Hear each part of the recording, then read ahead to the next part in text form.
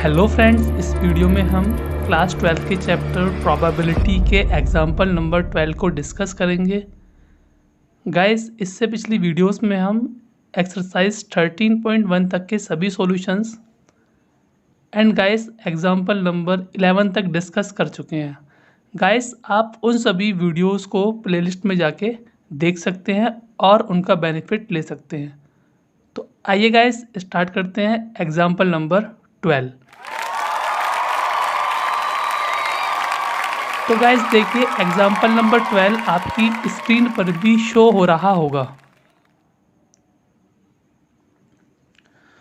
तो guys example में आपसे बोल रहा है 3 coins are tossed simultaneously, full stop. फिर कह रहा है consider the event E 3 heads और 3 tails, F at least 2 heads and G at most 2 heads of the pairs E, F, E, G and F, G which are independent and which are dependent।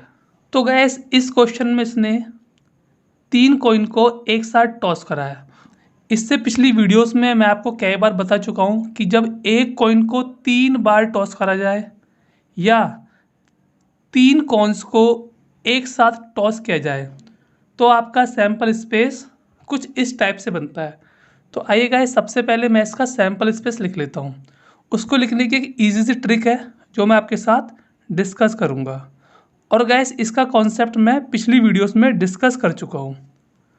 तो guys यहाँ पर trick की help से इस sample space को लिखने की कोशिश करते हैं। तो गैस यहाँ पर सबसे पहले हमें क्या करना है, 4 बार एच लिख लेना है, थोड़ा थोड़ा गैप देकर। Same guys 4 times T, H माने हेड है एंड गैस टी माने टेल है। इसके बाद फिर गैस आपको 2 बार हेड एंड गैस 2 बार टेल लिखना है।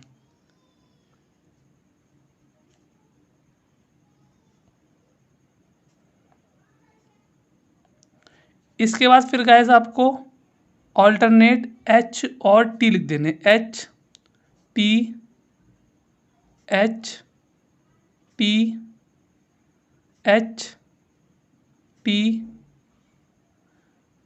फिर गैस एच और टी। तो गैस इस टाइप से ये आपका सैंपल स्पेस बन के रेडी हो गया है जब एक कॉइन को 3 बार टॉस किया जाए या 3 कॉइन्स को साइमल्टेनियसली टॉस किया जाए। तो आइए गैस, अब इसने जो इवेंट दिए थे कि इवेंट ई है, एफ है, जी है, उनको भी लिखना स्टार्ट करते हैं। तो गैस देखिए, event E, event F and guys event G. क्योंकि गैस ये जो पेयर्स हैं आपके, कब ये डिपेंडेंट होंगे कब ये इंडिपेंडेंट होंगे, इसके लिए हमें ई, एफ, जी और गाइस इन सब की प्रोबेबिलिटी हमें फाइंड आउट करनी होगी। तो इसलिए पहले हम इवेंट ई को लिख लेते हैं। अब गाइस देखिए, इवेंट ई में इसने बोला है 3 हेड्स और 3 टेल्स। मतलब गाइस सैंपल स्पेस में ऐसे जो भी आउटकम्स हैं जिसके तीनों रिजल्ट या तो हेड हो या टेल हो, वो सभी ई के एलिमेंट्स होंगे। तो गैस इस वजह से ई के अंदर आपके आउटकम्स होंगे, एक तो ट्रिपल एच हो जाएगा ये वाला, और गैस इसके अलावा कहीं भी पर भी 3 बार एच अकर्ड नहीं हुआ है, और हाँ गैस 3 बार टेल। तो गैस ये दोनों ई के पॉसिबल आउटकम्स होंगे। इसके बाद गैस बात करते हैं इवेंट एफ की। उसमें कहा गया है एट लीस्ट 2 हेड। मतलब गैस कम से कम 2 हेड तो हों, ज़्यादा हों अपने को कोई इशू नहीं है। तो गैस लिखते हैं इवेंट एफ को। इवेंट एफ है आपका एट लीस्ट 2 हेड्स। अब देखिए, एट लीस्ट 2 हेड को देखते हुए इसमें आपके तो ट्रिपल एच भी जाएगा, उसके बाद गैस आपका ये भी जाएगा एच एच टी, क्योंकि यहाँ पर 2 बार हेड है। गैस ये भी जाएगा। गैस इसे लिख लेते हैं साथ साथ में H H T and gas H T H. इसके बाद गैस ये एच टी टी नहीं जाएगा, बट गैस ये टी एच एच जाएगा क्योंकि यहाँ पर 2 हेड हैं। इसके बाद गाइस THT नहीं जाएगा, TTH नहीं जाएगा, ट्रिपल टी नहीं जाएगा। इसके बाद गाइस हम इवेंट जी को भी लिख लेते हैं। इवेंट जी है एट मोस्ट 2 हेड्स, मतलब कि ज़्यादा से ज़्यादा 2 हेड हों और गाइस 2 हेड से ज़्यादा ना हो। तो गाइस इसको देखते हुए हमारे जी में आउटकम्स देखते हैं कौन कौन से आएंगे। गाइस ये तो नहीं आएगा क्योंकि यहाँ पर 3 हेड है। गाइस ये जाएगा कि उसने कहा है एट मोस्ट 2 हेड्स, तो यहाँ पर अपने पास 2 हेड हैं। इसके बाद गैस HTH भी जाएगा, गैस HTT भी जाएगा कि उसने कहा एट मोस्ट, यानी कि ज़्यादा से ज़्यादा 2 हों, उससे कम हो कोई इशू नहीं है। गैस THH भी, THT भी एंड गैस TTH भी एंड गैस ट्रिपल टी भी जाएगा। इसके बाद गैस इसने जैसे क्वेश्चन में हमसे पूछा था कि EF, EG और FG में कौन कौन से पेयर इंडिपेंडेंट है एंड गाइस कौन कौन से डिपेंडेंट है। तो गाइस मैं आपको इससे पहले भी बता चुका हूँ इस पिछले क्वेश्चंस में, अगर हमें चेक करना है कि कोई भी 2 इवेंट्स आपस में इंडिपेंडेंट होंगे या नहीं, तो उसके लिए आपको सिंपल सी एक इक्वेशन को सेटिस्फाइड कराना होता है। गाइस जैसे सपोज करिए आपके पास 2 इवेंट हैं A एंड B, तो सिंपल आपको चेक कराना है probability of A intersection B is equal to probability of occurring of event A into probability of occurring of event B। अगर गाइस ये कंडीशन राइट हो जाती है तो इवेंट्स A एंड B आपके इंडिपेंडेंट है, अदरवाइज गाइस डिपेंडेंट है। तो बस गाइस हमें इस इक्वेशन को ध्यान में रखते हुए पेयर्स को चेकआउट कर लेना है। गाइस जैसे इसने पेयर्स आपसे पूछा था ऑफ द पेयर्स, पहले गाइस EF को चेक करना है, फिर गाइस EG को एंड फिर गाइस FG को चेक करना है। तो आइए गाइस पहले चेक करते हैं E, F की ये डिपेंडेंट है या इंडिपेंडेंट है। तो गाइस हम पहले इस इक्वेशन को लिख लेते हैं, probability of E intersection F into probability of E and guys probability of F। तो guys probability of E intersection F हम यहाँ साइड में निकाल लेते हैं, चलिए यहाँ निकाल लेते हैं। तो गैस पहले में निकालना पड़ेगा कि E और F में कौन कौन से E एंड F में कौन कौन से कॉमन आउटकम्स हैं। तो गैस देखिए यहाँ पर केवल एक ही आउटकम कॉमन है E और F में, विच इज ट्रिपल H।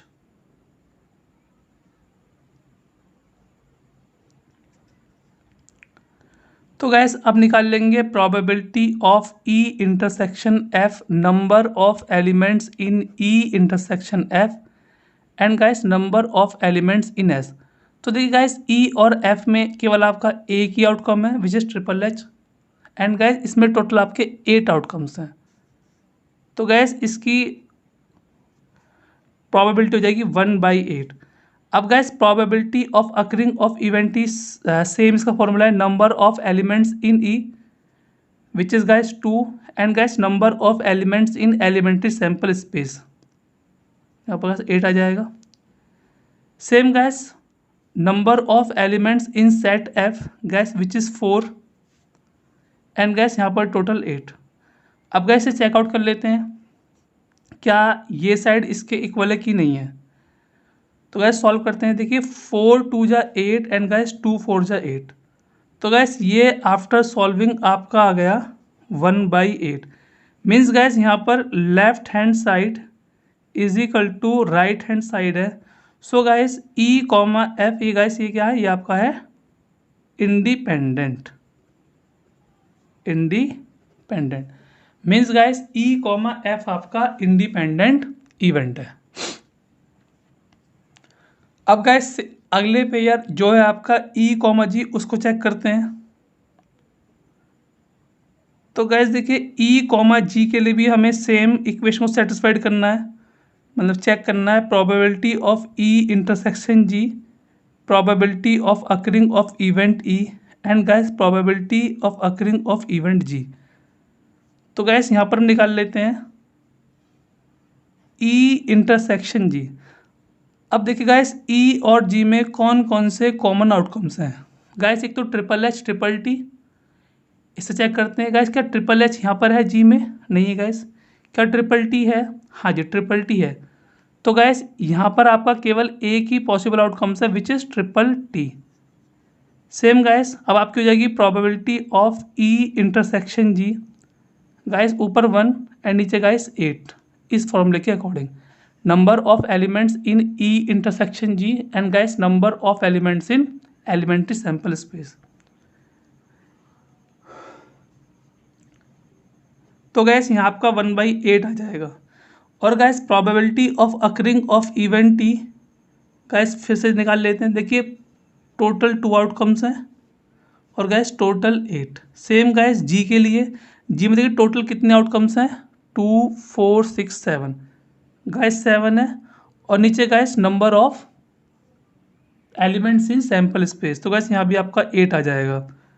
तो गैस आप देख सकते हैं यहाँ पर आपका 1/8 इज इक्वल टू 14/64। गैस थोड़ा और सॉल्व कर लेते हैं इसे, 2 7 एंड गैस 232, ये और डिवाइड नहीं होगा। तो गैस हम देख सकते हैं कि यहाँ पर left hand side is not equal to right hand side है, means guys E comma G pair है आपका डिपेंडेंट। सेम गैस अब नेक्स्ट देखते हैं, जिसने नेक्स्ट पेयर हमसे पूछा था वो था गैस एफ कॉमा जी। तो गैस सेम यहाँ पर भी हम इसके लिए सेम इक्वेशन लिख लेते हैं जो चेक करती है कि इवेंट्स इंडिपेंडेंट है या डिपेंडेंट है।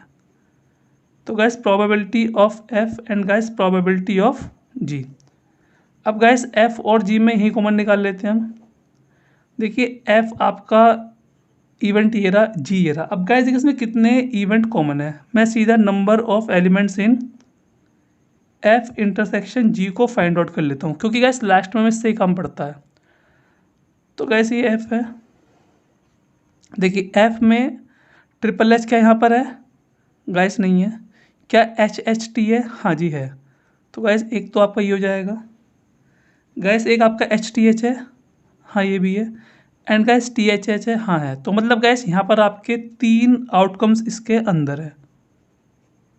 तो guys probability of E intersection G हो जाएगा 3/8, क्योंकि guys same formula number of elements in E intersection G and guys number of elements in S. तो गैस इसके according probability of F intersection G guys आपकी हो जाएगी 3/8 and guys probability of F,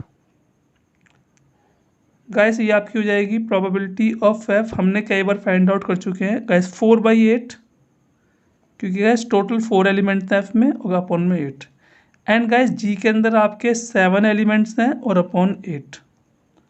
तो gas 4 × 4 4 × 8। इसके बाद gas ये आपका सॉल्व होके आ गया, हल्का सा ऊपर कर लेते हैं, 7/16 और गैस ये आ रहा 3/8। गैस आप देख सकते हैं कि left hand side is not is equal to right hand side. So guys they F comma G pairs are dependent.